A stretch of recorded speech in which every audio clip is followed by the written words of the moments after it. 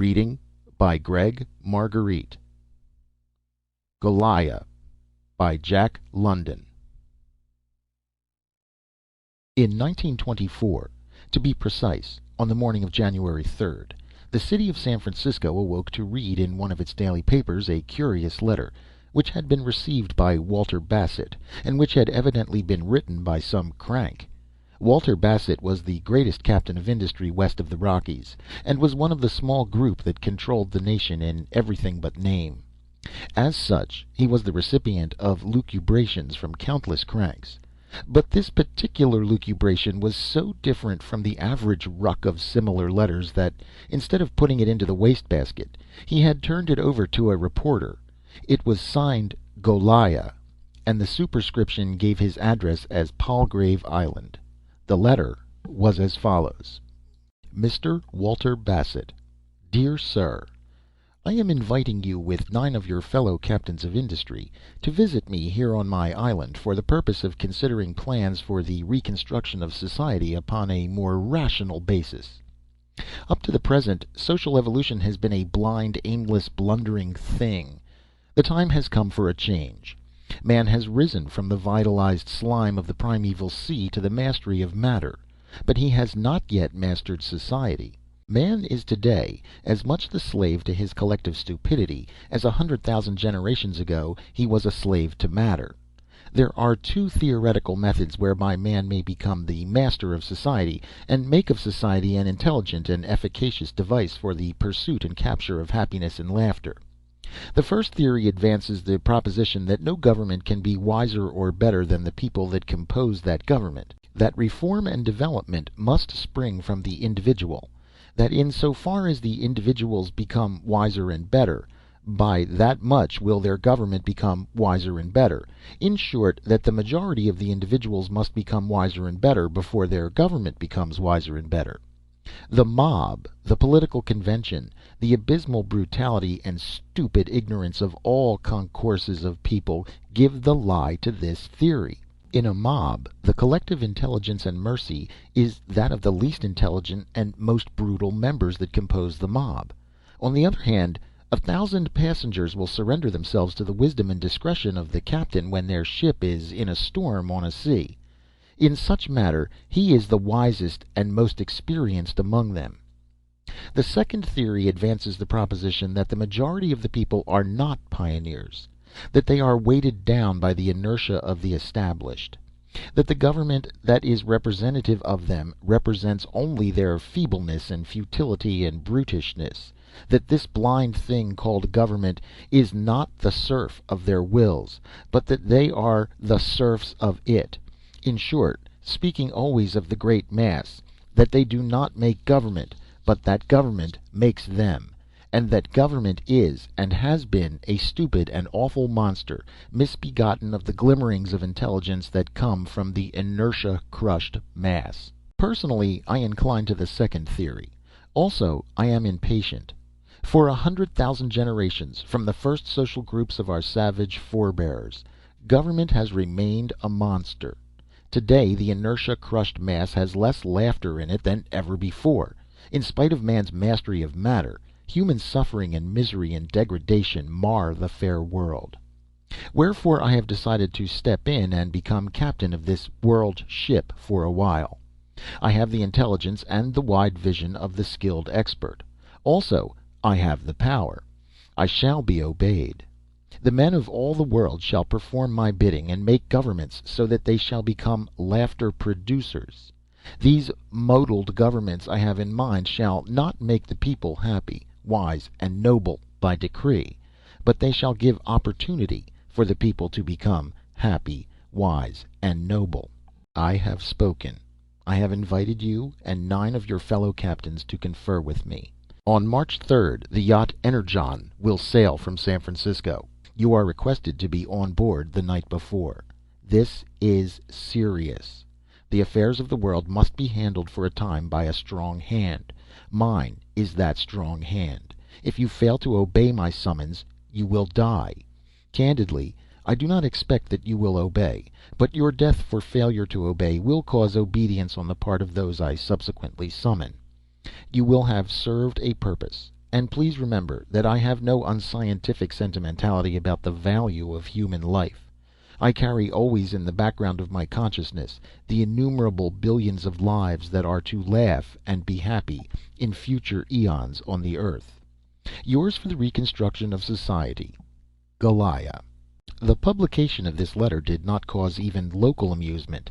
Men might have smiled to themselves as they read it, but it was so palpably the handiwork of a crank that it did not merit discussion. Interest did not arouse till next morning. An Associated Press dispatch to the Eastern States, followed by interviews by eager-nosed reporters, had brought out the names of the other 9 captains of industry who had received similar letters, but who had not thought the matter of sufficient importance to be made public. But the interest aroused was mild, and it would have died out quickly had not Gabberton cartooned a chronic presidential aspirant as Goliah. Then came the song that was sung hilariously from sea to sea, with the refrain, "Goliah will catch you if you don't watch out." The weeks passed, and the incident was forgotten. Walter Bassett had forgotten it likewise, but on the evening of February 22nd he was called to the telephone by the collector of the port. "I just want to tell you," said the latter, "that the yacht Energon has arrived and gone to anchor in the stream off Pier 7. What happened that night Walter Bassett has never divulged, but it is known that he rode down in his auto to the waterfront, chartered one of Crowley's launches, and was put aboard the strange yacht. It is further known that when he returned to the shore 3 hours later, he immediately dispatched a sheaf of telegrams to his 9 fellow captains of industry who had received letters from Goliah. These telegrams were similarly worded, and read, "The yacht Energon has arrived. There is something in this. I advise you to come." Bassett was laughed at for his pains. It was a huge laugh that went up, for his telegrams had been made public, and the popular song on Goliah revived and became more popular than ever. Goliah and Bassett were cartooned and lampooned unmercifully, the former as the Old Man of the Sea, riding on the latter's neck. The laugh tittered and rippled through clubs and social circles, was restrained merrily in the editorial columns, and broke out in loud guffaws in the comic weeklies. There was a serious side as well, and Bassett's sanity was gravely questioned by many, and especially by his business associates.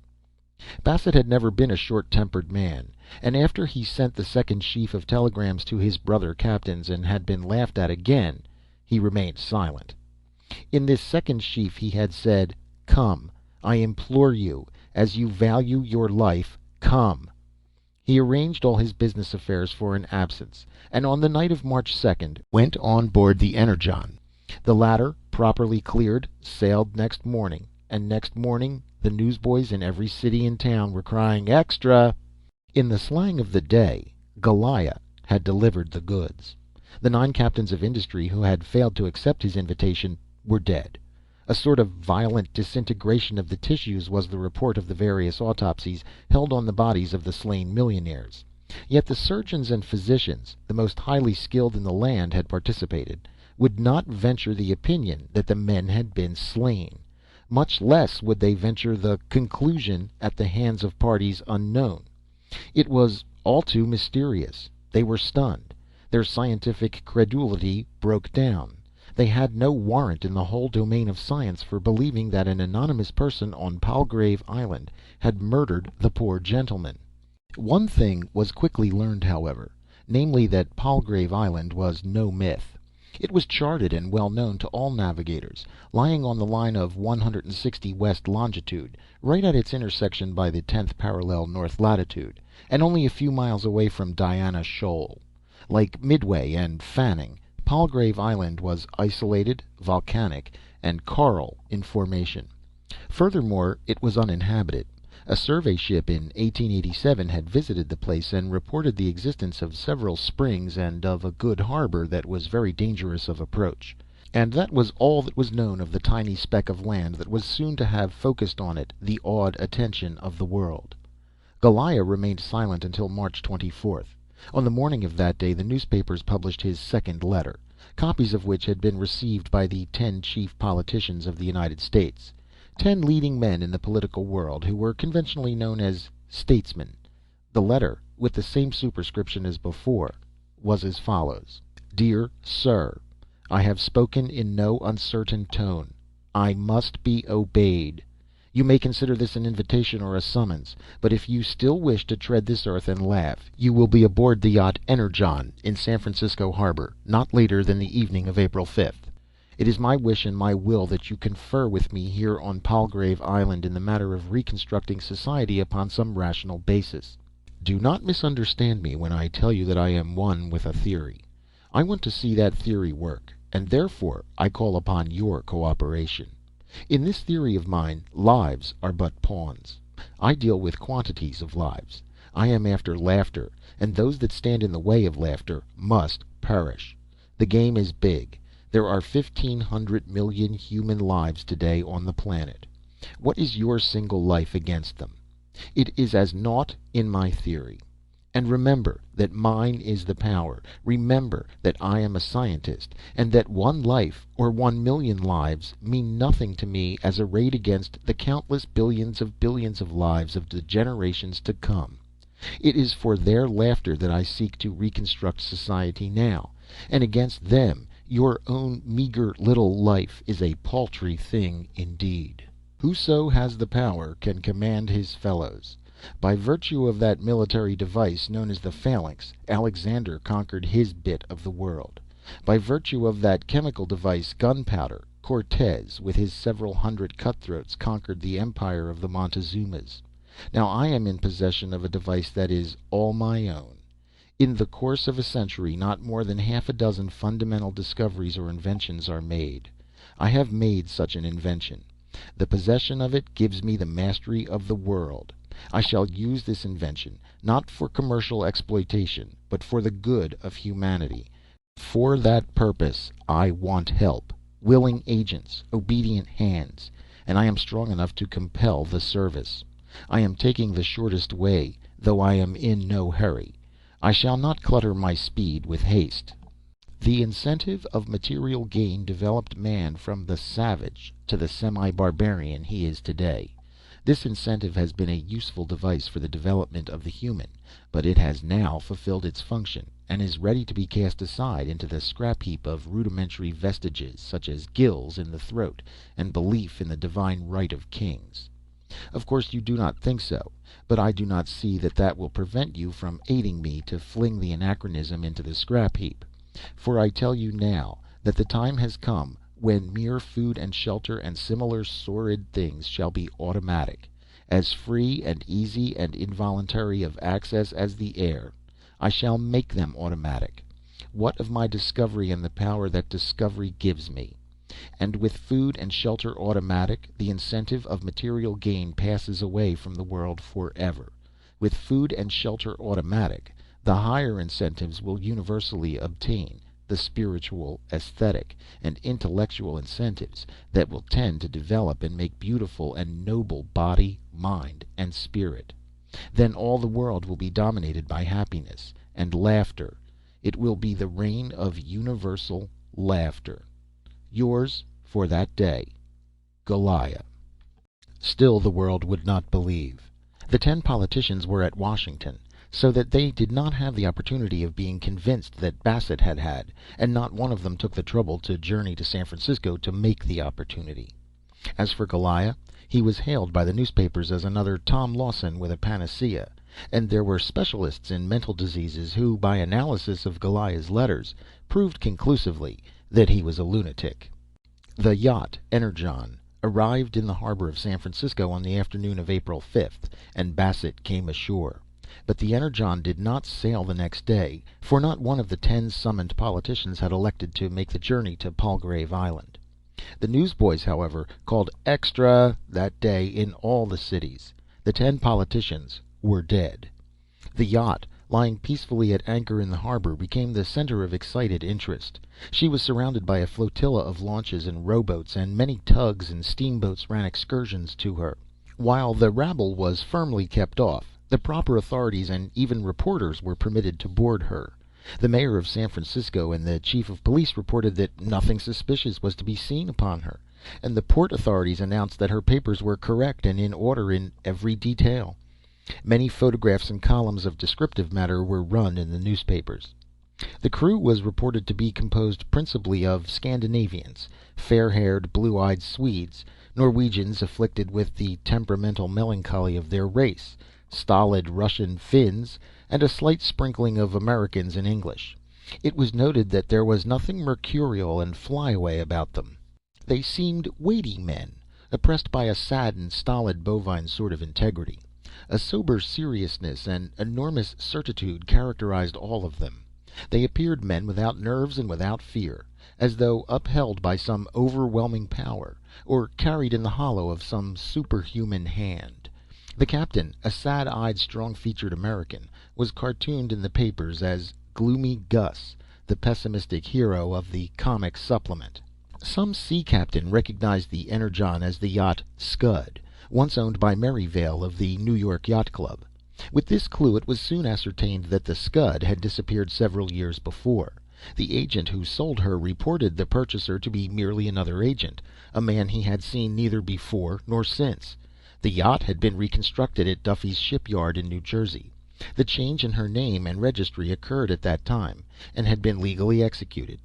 Then the Energon had disappeared in the shroud of mystery. In the meantime, Bassett was going crazy. At least his friends and business associates said so. He kept away from his vast business enterprises, and said that he must hold his hands until the other masters of the world could join him in the reconstruction of society. Proof indubitable that Goliah's bee had entered his bonnet. To reporters he had little to say. He was not at liberty, he said, to relate what he had seen on Palgrave Island, but he could assure them that the matter was serious, the most serious thing that had ever happened. His final word was that the world was on the verge of a turnover, for good or ill he did not know, but one way or the other he was absolutely convinced that the turnover was coming. As for business, business could go hang. He had seen things, he had, and that was all there was to it. There was a great telegraphing during this period between the local federal officials and the State and War Departments at Washington. A secret attempt was made late one afternoon to board the Energon and place the captain under arrest, the Attorney General having given the opinion that the captain could be held for the murder of the 10 statesmen. The government launch was seen to leave Megg's Wharf and steer for the Energon, and that was the last ever seen of the launch and the men on board of it. The government tried to keep the affair hushed up, but the cat was slipped out of the bag by the families of the missing men, and the papers were filled with monstrous versions of the affair. The government now proceeded to extreme measures. The battleship Alaska was ordered to capture the strange yacht, or failing that, to sink her. These were secret instructions, but thousands of eyes from the waterfront and from the shipping in the harbor witnessed what happened that afternoon. The battleship got under way and steamed slowly toward the Energon. At half a mile distant the battleship blew up. Simply blew up, that was all, her shattered frame sinking to the bottom of the bay, a riff-raff of wreckage and a few survivors strewing the surface. Among the survivors was a young lieutenant who had had charge of the wireless on board the Alaska. The reporters got a hold of him first, and he talked. No sooner had the Alaska got under way, he said, than a message was received from the Energon. It was in the international code, and it was a warning to the Alaska to come no nearer than half a mile. He had sent the message through the speaking tube immediately to the captain. He did not know anything more, except that the Energon twice repeated the message, and that 5 minutes afterward the explosion occurred. The captain of the Alaska had perished with his ship, and nothing more was to be learned. The Energon, however, promptly hoisted anchor and cleared out to sea. A great clamor was raised by the papers. The government was charged with cowardice and vacillation in its dealings with a mere pleasure yacht and a lunatic who called himself Goliah, and immediate and decisive action was demanded. Also, a great cry went up about the loss of life, especially the wanton killing of the 10 statesmen. Goliah promptly replied. In fact, so prompt was his reply that the experts in wireless telegraphy announced that, since it was impossible to send wireless messages so great a distance, Goliah was in their very midst and not on Palgrave Island. Goliah's letter was delivered to the Associated Press by a messenger boy who had been engaged on the street. The letter was as follows: "What are a few paltry lives? In your insane wars you destroy millions of lives and think nothing of it. In your fratricidal commercial struggle you kill countless babies, women, and men, and you triumphantly call the shambles individualism. I call it anarchy. I am going to put a stop to your wholesale destruction of human beings. I want laughter, not slaughter. Those of you who stand in the way of laughter will get slaughter. Your government is trying to delude you into believing that the destruction of the Alaska was an accident. Know here and now that it was by my orders that the Alaska was destroyed. In a few short months all battleships on all seas will be destroyed or flung to the scrap heap, and all nations shall disarm. Fortresses shall be dismantled, armies disbanded, and warfare shall cease from the earth. Mine is the power. I am the will of God. The whole world shall be in vassalage to me, but it shall be a vassalage of peace. I am Goliah.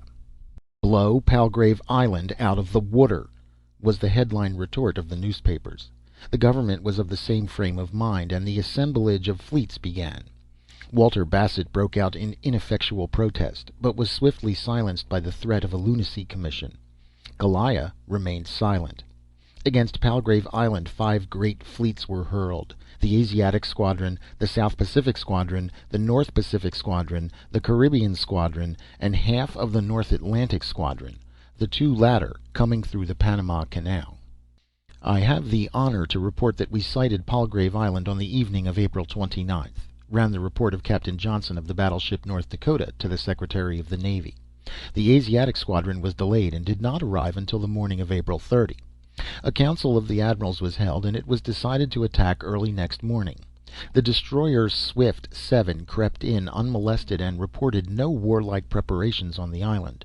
It noted several small merchant steamers in the harbor, and the existence of a small village in a hopelessly exposed position that could be swept by our fire.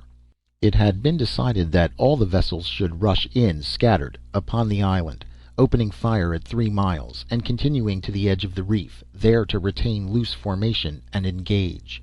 Palgrave Island repeatedly warned us by wireless in the international code to keep outside the 10-mile limit, but no heed was paid to the warnings.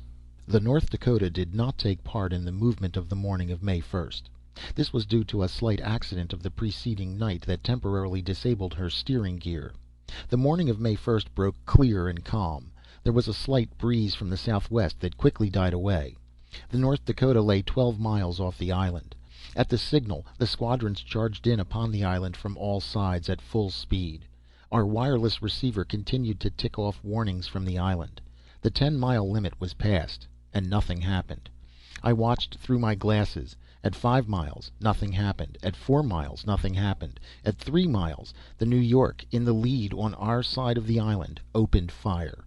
She fired only 1 shot. Then she blew up. The rest of the vessels never fired a shot. They began to blow up, everywhere, before our eyes. Several swerved about and started back, but they failed to escape. The destroyer Dart 30 nearly made the 10-mile limit when she blew up. She was the last survivor. No harm came to the North Dakota, and that night, the steering gear being repaired, I gave orders to sail for San Francisco. To say that the United States was stunned is but to expose the inadequacy of language. The whole world was stunned. It confronted that blight of the human brain, the unprecedented. Human endeavor was a jest, a monstrous futility, when a lunatic on a lonely island who owned a yacht and an exposed village could destroy 5 of the proudest fleets of Christendom. And how had he done it? Nobody knew. The scientists lay down in the dust of the common road and wailed and gibbered. They did not know. Military experts committed suicide by scores. The mighty fabric of warfare they had fashioned was a gossamer veil rent asunder by a miserable lunatic. It was too much for their sanity. Mere human reason could not withstand the shock. As the savage is crushed by the sleight of hand of the witch doctor, so was the world crushed by the magic of Goliah. How did he do it? It was the awful face of the unknown upon which the world gazed, and by which it was frightened out of the memory of its proudest achievements. But all the world was not stunned. There was the invariable exception, the island empire of Japan. Drunken with the wine of success, deep quaffed, without superstition and without faith in aught but its own ascendant star, laughing at the wreckage of science, and mad with the pride of race, it went forth upon the way of war. America's fleets had been destroyed. From the battlements of heaven the multitudinous ancestral shades of Japan leaned down. The opportunity, God-given, had come. The Mikado was in truth a brother to the gods. The war monsters of Japan were loosed in mighty fleets. The Philippines were gathered in as a child gathers a nosegay. It took longer for the battleships to travel to Hawaii, to Panama, and to the Pacific coast. The United States was panic-stricken, and there arose the powerful party of dishonorable peace. In the midst of the clamor, the Energon arrived in San Francisco Bay, and Goliah spoke once more. There was a little brush as the Energon came in, and a few explosions of magazines occurred along the war-tunneled hills as the coast defenses went to smash. Also, the blowing up of the submarine mines in the Golden Gate made a remarkably fine display. Goliah's message to the people of San Francisco, dated as usual from Palgrave Island, was published in the papers. It ran: "Peace? Peace be with you. You shall have peace. I have spoken to this purpose before, and give you me peace. Leave my yacht Energon alone. Commit one overt act against her, and not one stone in San Francisco shall stand upon another. Tomorrow let all good citizens go out upon the hills that slope down to the sea. Go with music and laughter and garlands. Make festival for the new age that is dawning. Be like children upon your hills, and witness the passing of war. Do not miss the opportunity. It is your last chance to behold what henceforth you will be compelled to seek in museums of antiquity. I promise you a merry day. Goliah." The madness of magic was in the air. With the people it was as if all their gods had crashed and the heavens still stood. Order and law had passed away from the universe, but the sun still shone, the wind still blew, the flowers still bloomed. That was the amazing thing about it. That water should continue to run downhill was a miracle. All the stabilities of the human mind and human achievement were crumbling. The one stable thing that remained was Goliah, a madman on an island. And so it was that the whole population of San Francisco went forth the next day in colossal frolic upon the hills that overlooked the sea. Brass bands and banners went forth, brewery wagons and Sunday school picnics, all the strange heterogeneous groupings of swarming metropolitan life. On the sea rim rose the smoke from the funnels of 100 hostile vessels of war, all converging upon the helpless, undefended Golden Gate. And not all undefended, for out through the Golden Gate moved the Energon, a tiny toy of white, rolling like a straw in the stiff sea on the bar where a strong ebb tide ran in the teeth of the summer sea breeze. But the Japanese were cautious. Their 30 and 40,000-ton battleships slowed down half a dozen miles offshore and maneuvered into ponderous evolutions, while tiny scout boats, lean six-funneled destroyers, ran in, cutting blackly the flashing sea like so many sharks. But compared with the Energon, they were leviathans. Compared with them, the Energon was as the sword of the Archangel Michael, and they the forerunners of the hosts of hell. But the flashing of the sword the good people of San Francisco gathered on her hills never saw. Mysterious, invisible, it cleaved the air and smote the mightiest blows of combat the world had ever witnessed. The good people of San Francisco saw little and understood less. They saw only 1.5 million tons of brine-cleaving, thunder-flinging fabrics hurled skyward and smashed back in ruin to sink into the sea. It was all over in 5 minutes. Remained upon the wide expanse of sea only the Energon, rolling white and toy-like on the bar. Goliah spoke to the Mikado and the elder statesmen. It was only an ordinary cable message, dispatched from San Francisco by the captain of the Energon, but it was of sufficient moment to cause the immediate withdrawal of Japan from the Philippines and of her surviving fleets from the sea. Japan the skeptical was converted. She had felt the weight of Goliah's arm, and meekly she obeyed when Goliah commanded her to dismantle her war vessels and to turn the metal into useful appliances for the arts of peace. In all the ports, navy yards, machine shops, and foundries of Japan, tens of thousands of brown-skinned artisans converted the war monsters into myriads of useful things, such as plowshares (Goliah insisted on plowshares), gasoline engines, bridge trusses, telephone and telegraph wires, steel rails, locomotives, and rolling stock for railways.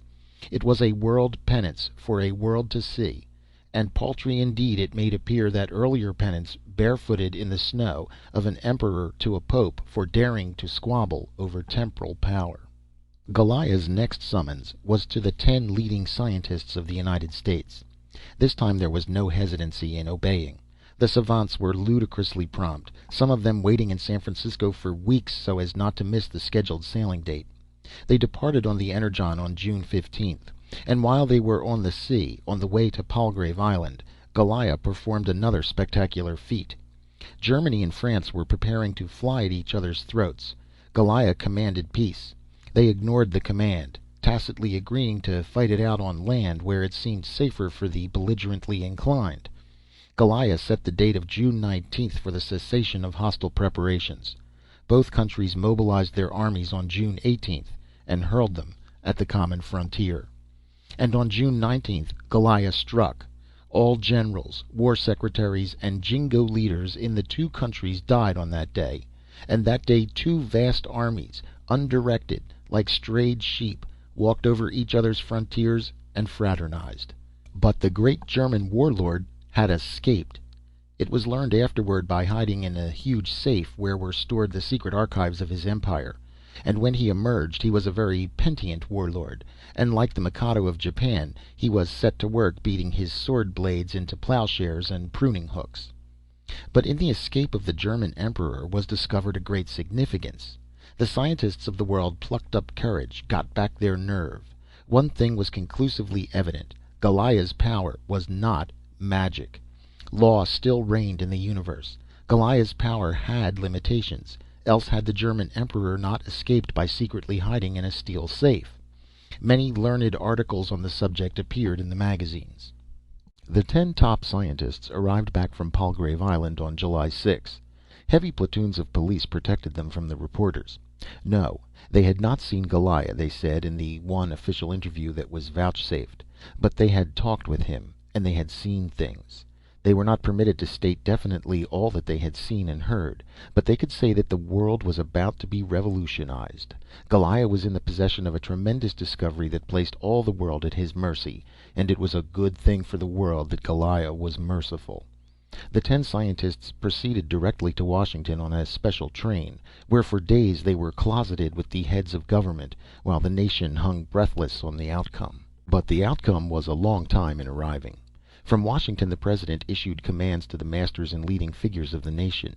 Everything was secret.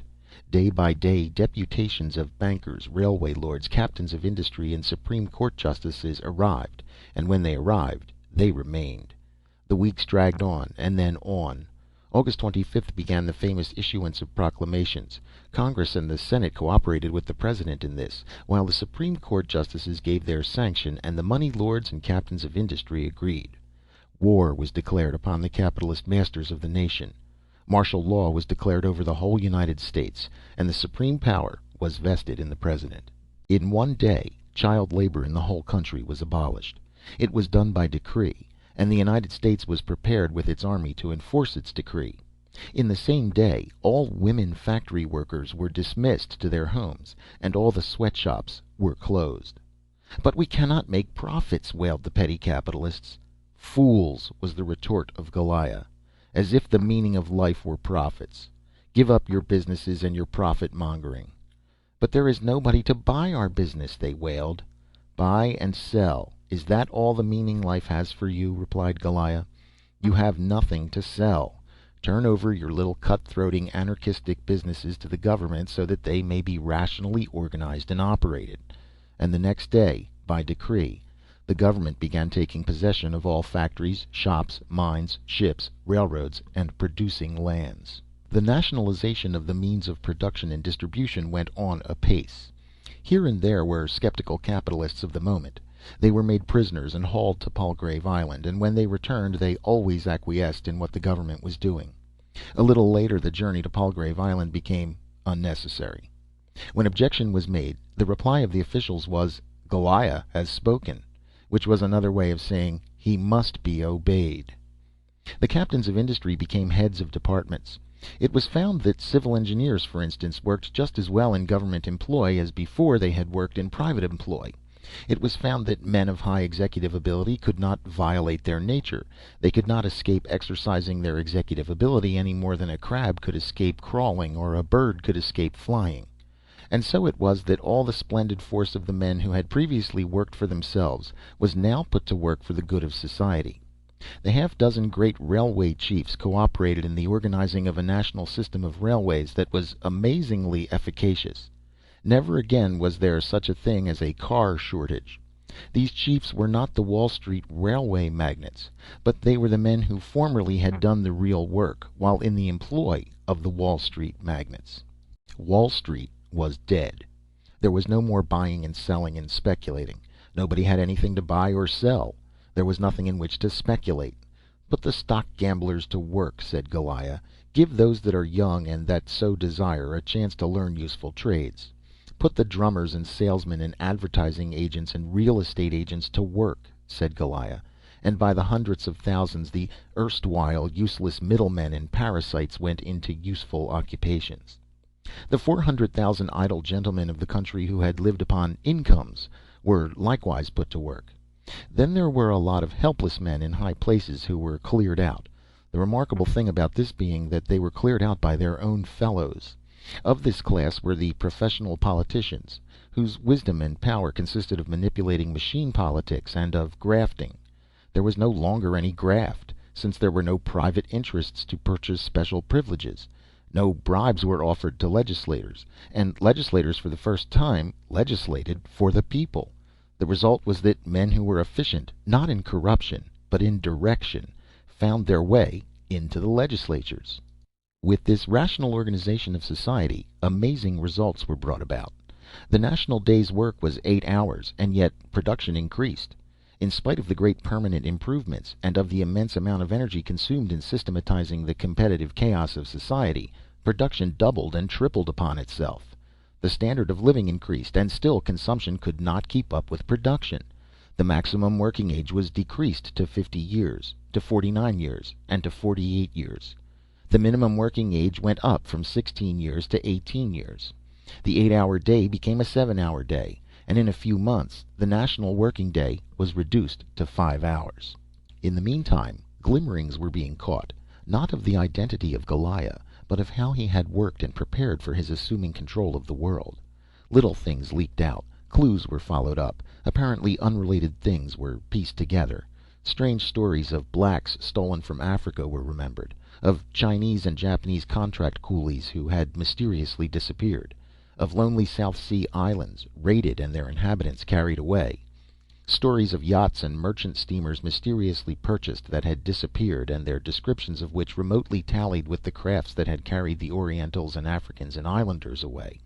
Where had Goliah got the sinews of war, was the question, and the surmised answer was, by exploiting these stolen laborers. It was they that lived in the exposed village on Palgrave Island. It was the product of their toil that had purchased the yachts and merchant steamers and enabled Goliah's agents to permeate society and carry out his will. And what was the product of their toil that had given Goliah the wealth necessary to realize his plans? Commercial radium, the newspapers proclaimed, and radiite and radiosole, and argadium and argite, and the mysterious golite that had proved so valuable in metallurgy. These were the new compounds discovered in the first decade of the 20th century, the commercial and scientific use of which had become so enormous in the second decade. The line of fruit boats that ran from Hawaii to San Francisco was declared to be the property of Goliah. This was surmise, for no other owners could be discovered, and the agents who had handled the shipments of the fruit boats were only agents. Since no one else owned the fruit boats, then Goliah must own them. The point of which is that it leaked out that the major portion of the world's supply in these precious compounds was brought to San Francisco by those very fruit boats. That the whole chain of surmise was correct was proved in later years when Goliah's slaves were liberated and honorably pensioned by the international government of the world. It was at that time that the seal of secrecy was lifted from the lips of his agents and higher emissaries, and those that chose revealed much of the mystery of Goliah's organization and methods. His destroying angels, however, remained forever dumb.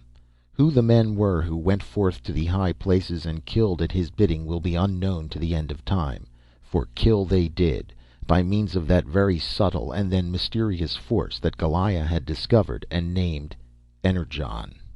But at that time Energon, the little giant that was destined to do the work of the world, was unknown and undreamt of. Only Goliah knew, and he kept his secret well. Even his agents, who were armed with it, and who, in the case of the yacht Energon, destroyed a mighty fleet of warships by exploding their magazines, knew not what the subtle and potent force was, nor how it was manufactured. They knew only one of its many uses, and in that one use they had been instructed by Goliah. It is now well known that radium and radiyte and radiosole and all the other compounds were byproducts of the manufacture of Energon by Goliah from the sunlight.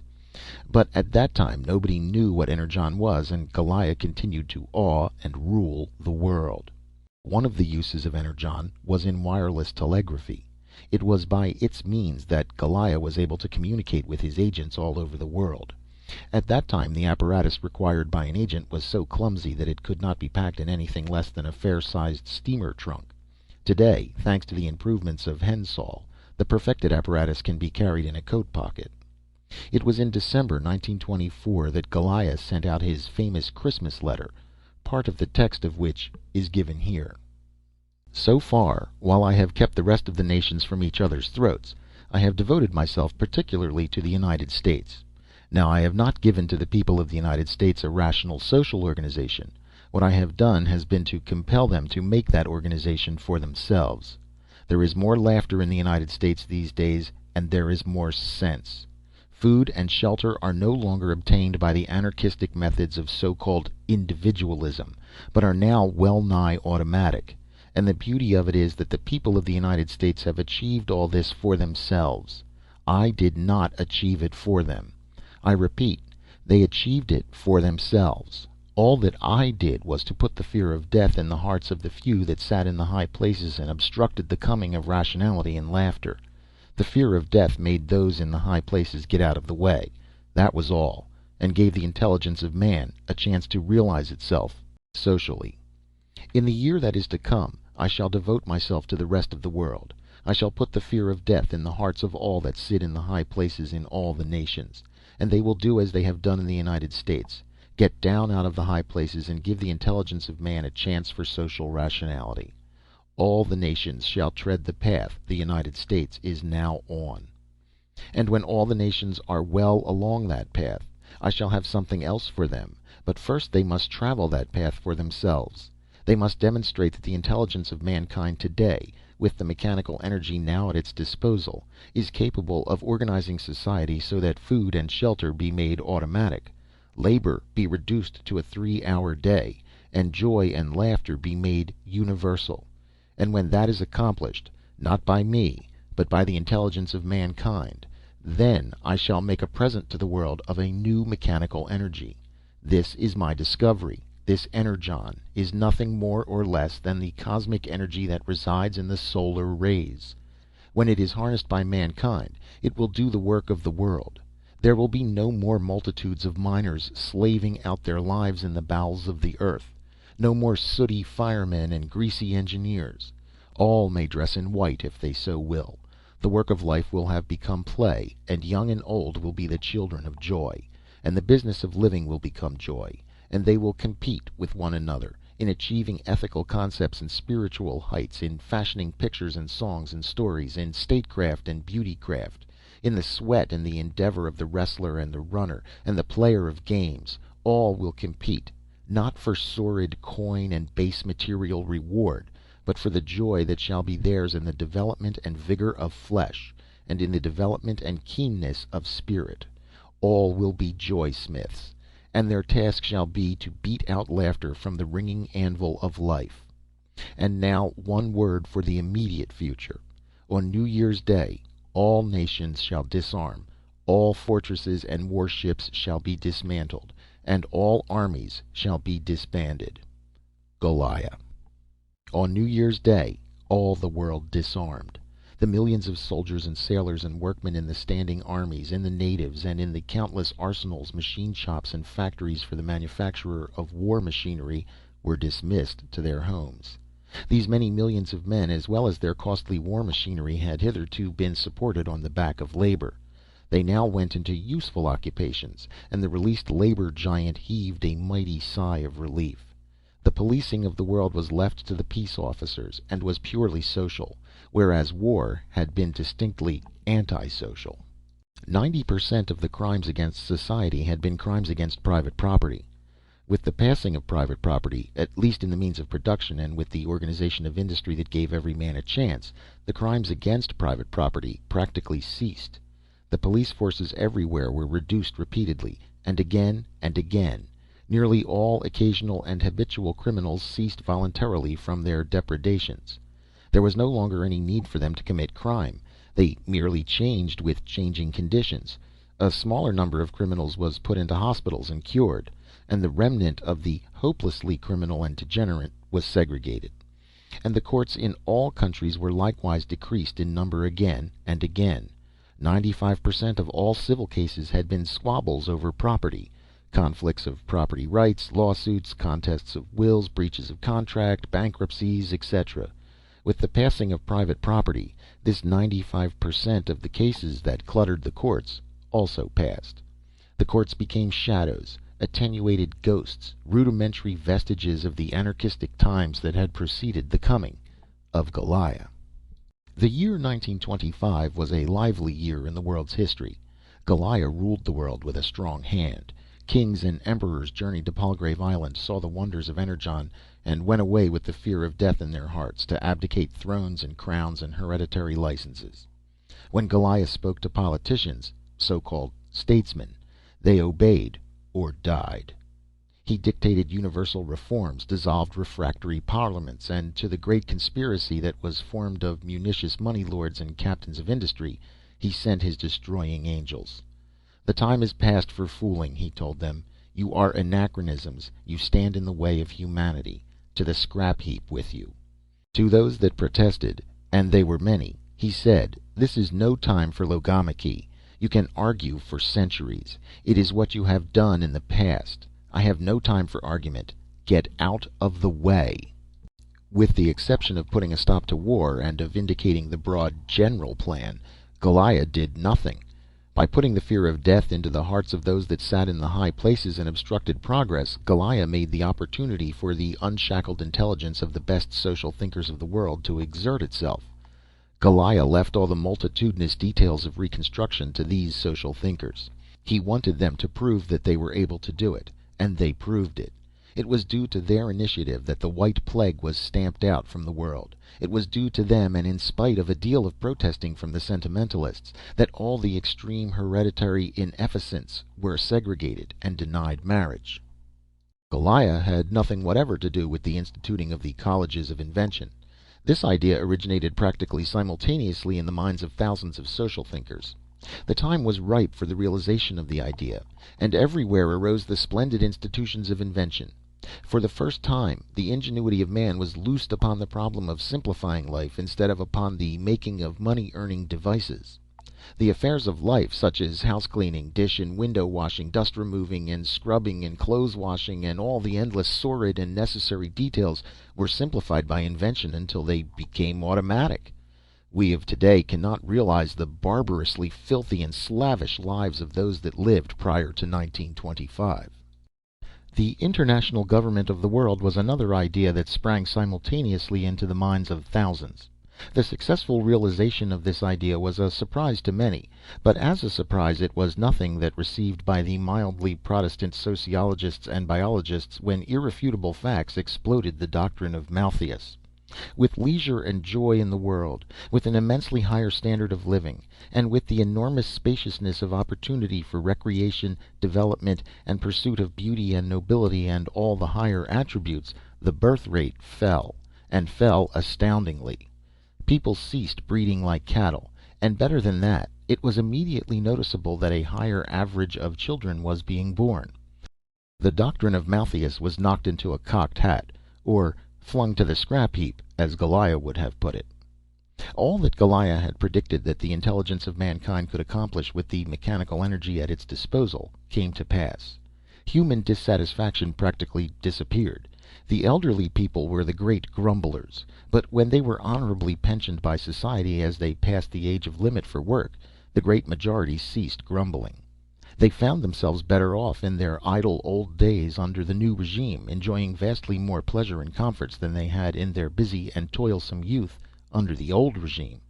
The younger generation had easily adapted itself to the changed order, and the very young had never known anything else.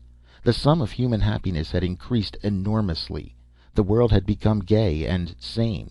Even the old fogies of professors of sociology, who had opposed with might and main the coming of the new regime, made no complaint.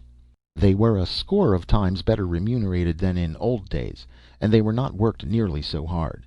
Besides, they were busy revising sociology and writing new textbooks on the subject. Here and there, it is true, there were atavisms, men who yearned for the flesh pots and cannibal feasts of the old alleged individualism, creatures long of teeth and savage of claw who wanted to prey upon their fellow men. But they were looked upon as diseased, and were treated in hospitals. A small remnant, however, proved incurable, and was confined in asylums and denied marriage. Thus there was no progeny to inherit their atavistic tendencies. As the years went by, Goliah dropped out of running the world. There was nothing for him to run. The world was running itself, and doing it smoothly and beautifully. In 1937, Goliah made his long-promised present of Energon to the world.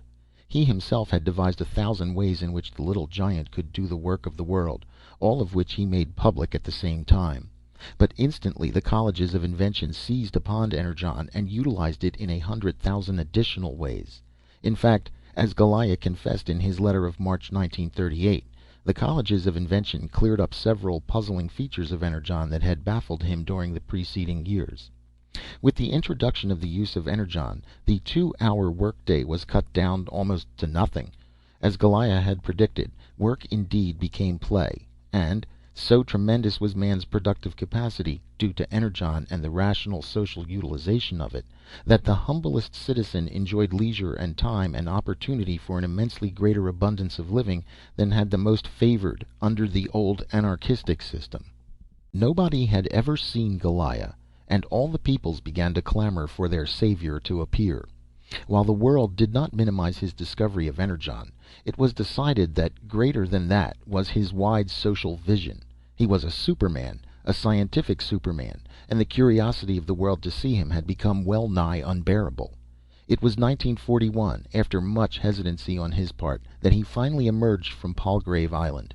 He arrived on June 6th in San Francisco, and for the first time since his retirement to Palgrave Island, the world looked upon his face, and the world was disappointed. Its imagination had been touched. A heroic figure had been made out of Goliah. He was the man, or the demigod rather, who had turned the planet over. The deeds of Alexander, Caesar, Genghis Khan, and Napoleon were as the play of babies alongside his colossal achievements. And ashore in San Francisco and through its streets stepped and rode a little old man, 65 years of age, well preserved, with a pink and white complexion and a bald spot on his head the size of an apple. He was short-sighted and wore spectacles, but when the spectacles were removed, his were quizzical blue eyes, like a child's, filled with mild wonder at the world. Also, his eyes had a way of twinkling, accompanied by a screwing up of the face, as if he laughed at the huge joke he had played upon the world, trapping it, in spite of itself, into happiness and laughter. For a scientific superman and a world tyrant, he had remarkable weaknesses. He loved sweets, and he was inordinately fond of salted almonds and salted pecans, especially the latter. He always carried a paper bag of them in his pocket, and he had a way of saying frequently that the chemism of his nature demanded such fare. Perhaps his most astonishing failing was cats. He had an ineradicable aversion to that domestic animal. It will be remembered that he fainted dead away with sudden fright while speaking in Brotherhood Palace, when the janitor's cat walked out upon the stage and brushed against his legs. But no sooner had he revealed himself to the world than he was identified. Old-time friends had no difficulty in recognizing him as Percival Stultz, the German-American who in 1898 had worked in the Union Iron Works, and who for 2 years at that time had been secretary of Branch 369 of the International Brotherhood of Machinists. It was in 1901, then 25 years of age, that he had taken special scientific courses at the University of California, at the same time supporting himself by soliciting what was then known as life insurance. His records as a student are preserved in the University Museum, and they are unenviable. He is remembered by the professors he sat under chiefly for his absent-mindedness. Undoubtedly, even then he was catching glimpses of the wide visions that later were to be his. His naming himself Goliah and shrouding himself in mystery was his little joke, as he later explained. As Goliah, or any other thing like that, he said, he was able to touch the imagination of the world and turn it over. But as Percival Stultz, wearing side whiskers and spectacles and weighing 118 pounds, he would have been unable to turn over a pecan, not even a salted pecan. But the world quickly got over its disappointment in his personal appearance and antecedents. It knew him and revered him as the mastermind of the ages, and it loved him for himself, for his quizzical, short-sighted eyes and the inimitable way in which he screwed up his face when he laughed. It loved him for his simplicity and comradeship and warm humanness, and for his fondness for salted pecans and the aversion to cats. And today, in the wonder city of Asgard, rises in awful beauty that monument to him that dwarfs the pyramids and all the monstrous blood-stained monuments of antiquity. And on that monument, as all know, is inscribed in imperishable bronze the prophecy and the fulfillment: all will be joy-smiths, and their task shall be to beat out laughter from the ringing anvil of life. Editorial note: this remarkable production is the work of Harry Beckwith, a student in the Lowell High School of San Francisco, and it is here reproduced chiefly because of the youth of its author. Far be it from our policy to burden our readers with ancient history, and when it is known that Harry Beckwith was only 15 when the foregoing was written, our motives will be understood. Goliah won the premier for high school composition in 2254, and last year Harry Beckwith took advantage of the privilege earned by electing to spend 6 months in Asgard. The wealth of historical detail, the atmosphere of the times, and the mature style of the composition are especially noteworthy in one so young.